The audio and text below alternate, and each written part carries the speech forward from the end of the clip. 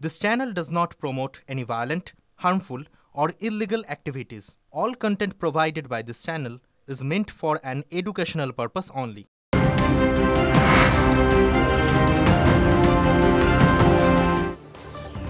মহুয়া মৈত্র সংক্রান্ত আর একটা গুরুত্বপূর্ণ আপডেট আপনাদের দিই। জোড়া মামলায় অস্বস্তি একে বলা যায়। এবার বিজেপিকে পাল্টা আক্রমণ করলেন মহুয়া। বিজেপির দরজা খোলা না এলেই পরের বার তিহাড়। এক্স হ্যান্ডেলে এমনভাবেই পোস্ট, ঠিক এ কথাই তিনি বলেছেন মহুয়া মৈত্র। এই মুহূর্তে আমার সঙ্গে টেলিফোন লাইনে রয়েছেন বিজেপি নেতা শ্রমিক ভট্টাচার্য। শ্রমিকবাবু, আজকে মহুয়া মৈত্রর এই পোস্ট, সেটাকে কিভাবে দেখছেন, কি বলবেন? মৈত্র কি করেছেন তিনি সেটা জানেন, তার থেকে ভালো কেউ সেটা জানে না। মানুষ যেটা জানে যে তার বিরুদ্ধে যে অভিযোগ ছিল সেটা তার বয়ানেতেই এথিক্স কমিটিতে প্রতিষ্ঠিত এবং প্রমাণিত হওয়ার পর তার সদস্যপদ চলে গেছে। অভিযোগ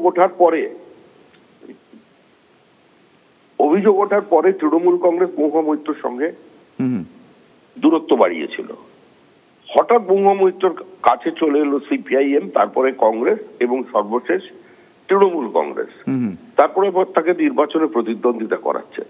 মহুয়া মৈত্রর বিরুদ্ধে যে অভিযোগ আছে সেটা প্রমাণিত হওয়ার পর এতটাই বিপজ্জনক ছিল, যার জন্য এখন কেন্দ্রীয় গোয়েন্দা তদন্তকারী সংস্থা তদন্ত করছে। মহুয়া মৈত্র জানেন তিনি কি করেছেন, তিনি তার ভবিষ্যৎ হয়তো জানেন। সেই জন্য রাত্রে দুঃস্বপ্নে তিনি ইডি সিবিআই কে দেখছেন, আর বিশেষ করে তিহার জেলের দরজাটা হয়তো দেখতে পাচ্ছেন। তো বিজেপি এখানে কি করবে? মহুয়া মৈত্র নিজের কৃতকর্মের জন্যই এই দুঃস্বপ্ন, আর দুঃস্বপ্নের কারণ থেকেই আজকে এ ধরনের অস্বাস্থ্যকর বিবৃতি সকালবেলা পশ্চিমবঙ্গের মানুষ শুনতে পাচ্ছে। ধন্যবাদ। ধন্যবাদ শ্রমিকবাবু। বাংলায় লোকসভা ভোটের অন্যতম ইস্যু সিএএ, সংশোধিত নাগরিকত্ব আইন। এই নিয়ে দুই ফুলের তরজা তুঙ্গে বলাই যায়। রাজ্যের শাসক দল তৃণমূল কংগ্রেস সিএএ এর বিরুদ্ধে সুর চড়াচ্ছে, লাগাতার সুর চড়াচ্ছে, আপনারা দেখেছেন। অন্যদিকে বিজেপি এই সিএএ কে সামনে রেখে মতুয়াদের এক ছাতার তলায় আনার মরিয়া প্রয়াস করে যাচ্ছে। আর এই আবহে কোন দিকে ঝুঁকে মতুয়া সম্প্রদায়ের মানুষ, সেটা কিন্তু এই মুহূর্তে, বিশেষ করে এই সময় দাঁড়িয়ে, লাখ টাকার প্রশ্ন। 2019 সালে বাংলায় দেখা গিয়েছিল গেরুয়া উত্থান। প্রথমবারের মতো এই রাজ্যে লোকসভা নির্বাচনে ডাবল ফিগারে পৌঁছয় বিজেপি।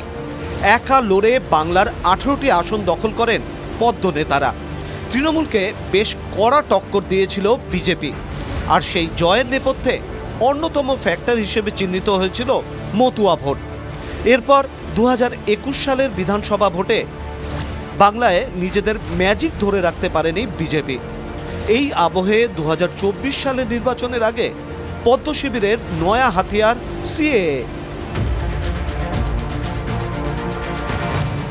সিএএ লাগু হয়েছে। রাজ্য জুড়ে চলছে মতুয়াদের ধন্যবাদ জ্ঞাপন সভা, আর সেখানেই হাজির পদ্ম প্রার্থীরা।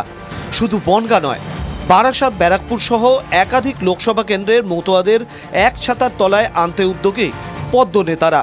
বারাসাতের নীলগঞ্জে মতুয়াদের সভায় হাজির হন বারাসাত ও ব্যারাকপুর লোকসভা কেন্দ্রের বিজেপির প্রার্থী অর্জুন সিং ও স্বপন মজুমদার।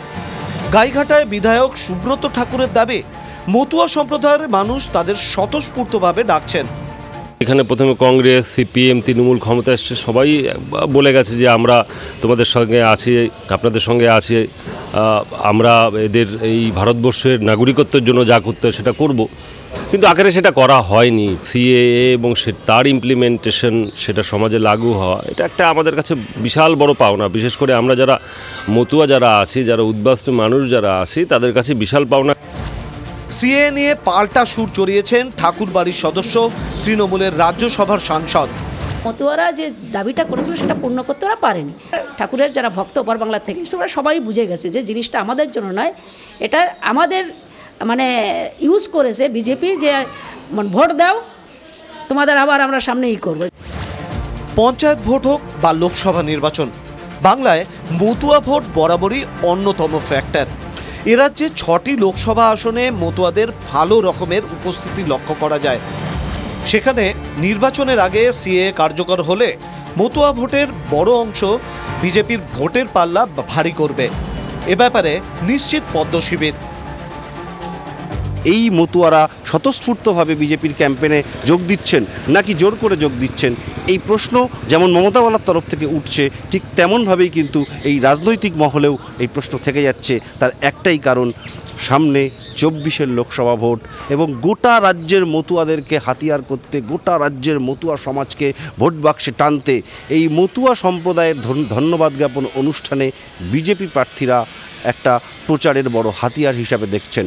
TV9 বাংলার জন্য সুকান্ত মণ্ডলের সঙ্গে দীপঙ্কর দাসের রিপোর্ট, উত্তর 24 পরগনা।